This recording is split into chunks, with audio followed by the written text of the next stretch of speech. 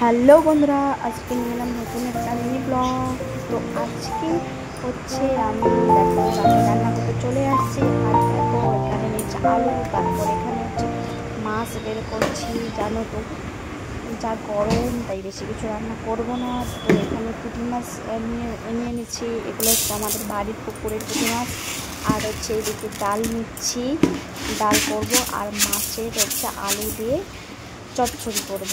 তো আজকে এদিকে চচ্চড়ি করবো, আর কিছু করবো না। এত গরমে আজকে আবার খুব গরম পড়ছে। তো দেখো আমি এদিকে কড়াতে তেল দিচ্ছি, এদিকে মাছ ভাজবো, একদিকে হচ্ছে ডাল বসিয়ে দিচ্ছি, আর একদিকে হচ্ছে ভাত বসিয়ে দিচ্ছি। তো তারপর হচ্ছে আলুগুলো হচ্ছে কেটে নিচ্ছি ভালো করে, কাটা হয়ে গেছে। আর হচ্ছে মাছটা হচ্ছে রান্না করব শুধু পেঁয়াজ, পাঁচফোড়ন আর হচ্ছে শুকনো লঙ্কা দিয়ে। আর প্রথমে তো রসুন নিয়ে নিচ্ছি, তারপরে মনে হয় না রসুন আর আদা দিয়ে তো করা যাবে না, এটা হচ্ছে সর্ষে বাটা দিয়ে করতে হবে।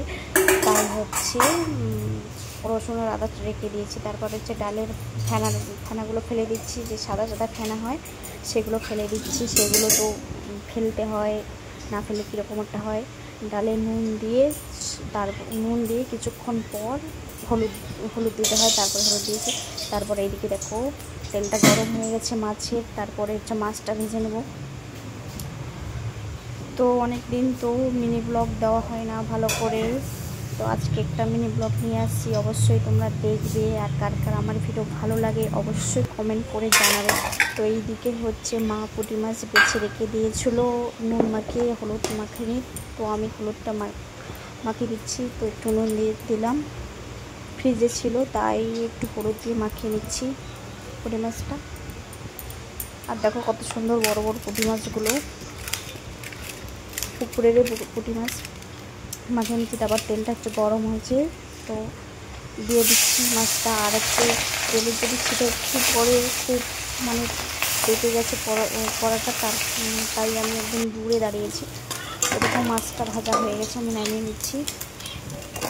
পুরোটা দেয়নি কারণ অনেক বড় ব্লগ হবে, তাই একটু কেটে কেটে দিয়েছি। জানো তো মিনি ব্লগ বড় ব্লগ কেউ দেখতে চায় না, তাই একটু কেটে কেটেই দিয়েছি ব্লগটা। তারপর এদিকে পেঁয়াজগুলো কাটা হয়নি, পেঁয়াজগুলো এখন কেটে নেব।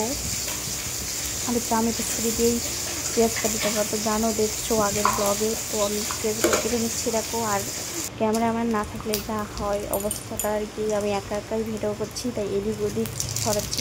তারপরে দেখো পুঁটি মাছের চচ্চড়ি করার জন্য এদিকে পাঁচফোড়ন, শুকনো লঙ্কা, তারপরে পেঁয়াজ দিয়ে দিলাম। এটা ভালোভাবে ভাজা হলে তবেই আমি আলুটা দিয়ে দেবো।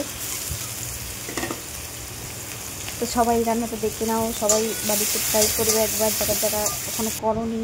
তো তারপর হচ্ছে দেখো আলুটা দিয়ে দিলাম। তো আলুটা এখানে ভালোভাবে কষতে হবে, একটু নুন দিয়ে কিছুক্ষণ চাপা রাখতে হবে।